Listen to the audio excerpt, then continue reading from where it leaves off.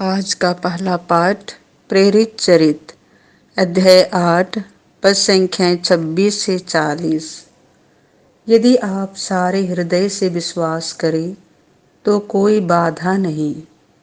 ईश्वर के दूत ने फिलिप से कहा, उठिए, यरूशलेम से गाजा जाने वाले मार्ग पर दक्षिण की ओर जाइए। यह मार्ग निर्जन है। वह उठकर चल पड़ा। उसी समय एक इथोपियाई खोजा यरूशलेम की तीर्थ यात्रा से लौट रहा था। वह इथोपिया की महारानी कांदा का उच्च अधिकारी तथा प्रधान कोषाध्यक्ष था। वह अपने रथ पर बैठा हुआ नबी इसायास का ग्रंथ पढ़ रहा था। आत्मा ने फिलिप से कहा, आगे बढ़िए और रथ के साथ चलिए। फिलिप दौड़कर उसके पास पहुंचा और उसे नबी इसायास का ग्रंथ पढ़ते सुनकर पूछा, आप जो पढ़ रहे हैं क्या उसे समझते हैं? उसने उत्तर दिया, जब तक कोई मुझे ना समझाए तो मैं कैसे समझूंगा। उसने फिलिप से निवेदन किया कि वह चढ़कर उसके पास बैठ जाएं।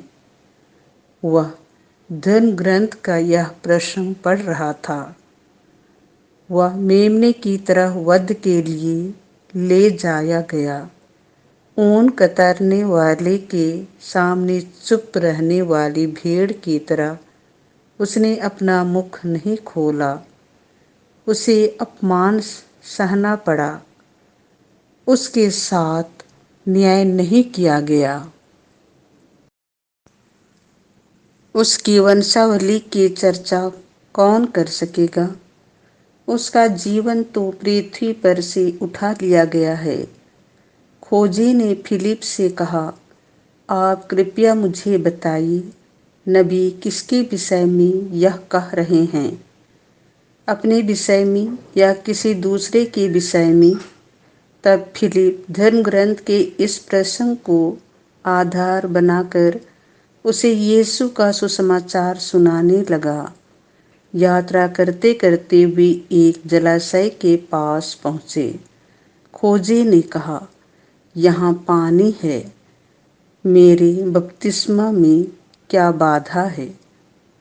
फिलिप ने उत्तर दिया, यदि आप सारे हृदय से विश्वास करें तो कोई बाधा नहीं।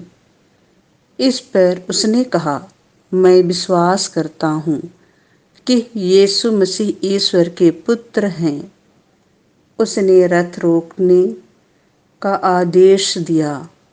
तब फिलिप और खोजा दोनों जल में उतरे और फिलिप ने उसे बपतिस्मा दिया। जब वे जल से बाहर आए तो ईश्वर का आत्मा फिलिप को उठा ले गया।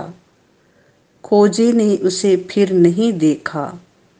फिर भी वह आनंद के साथ अपने रास्ते चल पड़ा। फिलिप ने अपने को अजोतस में पाया और वह कैसरिया पहुंचने तक सब नगरों में सुसमाचार का प्रचार करता रहा। यह प्रभु की वाणी है। संत योहन के अनुसार पवित्र सुसमाचार अध्याय 6 पद संख्याएं 44 से 51। स्वर्ग से उतरी हुई रोटी मैं हूँ। यीशु ने लोगों से यह कहा, कोई मेरे पास तब तक नहीं आ सकता जब तक कि पिता जिसने मुझे भेजा है उसे आकर्षित न करे। मैं उसे अंतिम दिन पुनर्जीवित कर दूंगा।